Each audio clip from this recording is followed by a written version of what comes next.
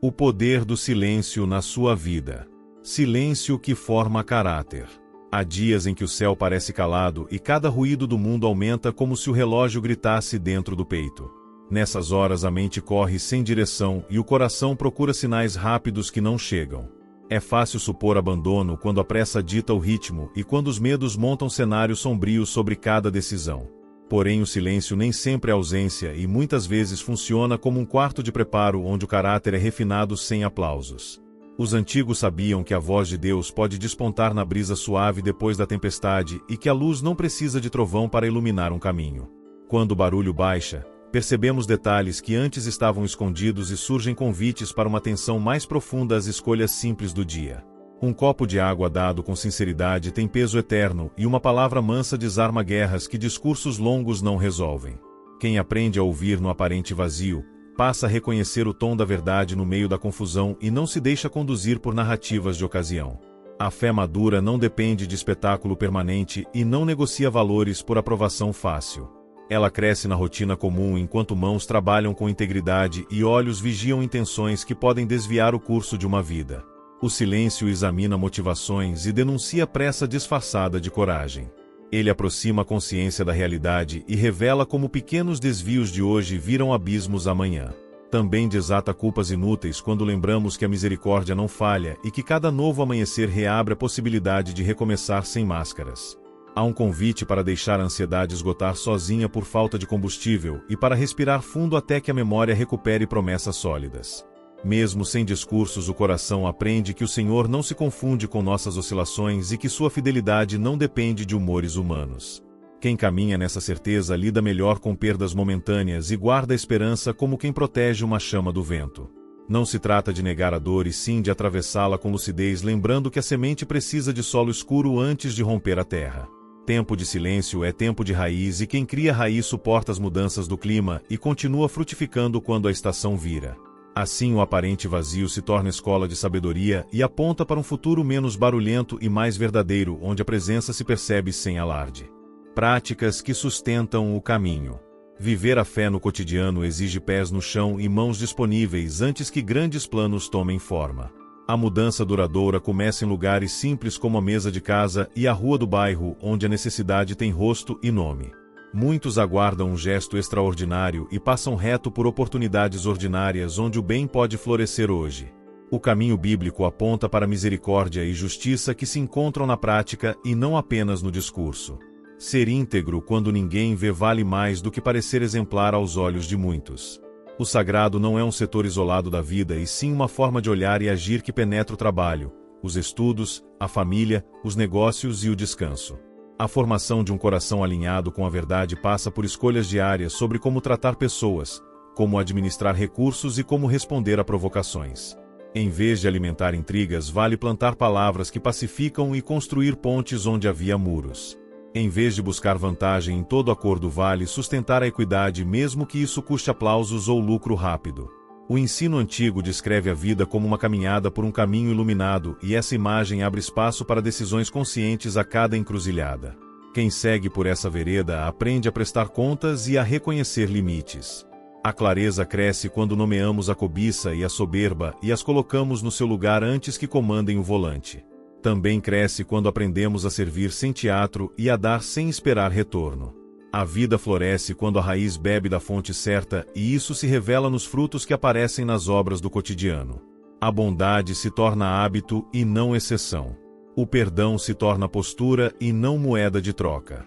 A humildade se torna lente que permite aprender com pessoas e situações diferentes. Quando essa transformação avança, práticas antigas ganham novo sentido como a ceia do Senhor que nos reconecta ao sacrifício e nos chama à reconciliação com o próximo. Ali reconhecemos que a graça nos alcança e que não fomos convidados para um clube de perfeitos e sim para uma família que aprende a amar com verdade. Esse reconhecimento cura a hipocrisia que tenta vestir máscaras religiosas e lembra que a fé não é palco para exibir superioridade. A fé é caminho de cruz e serviço onde a grandeza se mede por entrega e não por status. Cada compromisso honrado no prazo, cada promessa cumprida, cada pedido de desculpa oferecido antes que a noite chegue, são tijolos que consolidam uma consciência firme. Com o tempo, esse caráter confiável gera influência real e abre portas sem que precisemos forçar fechaduras. A retidão prolongada desarma suspeitas e ensina aos filhos e aos amigos o valor de uma vida inteira coerente. Não é o brilho de um momento que sustenta uma história, e sim a paciência de uma construção dia após dia.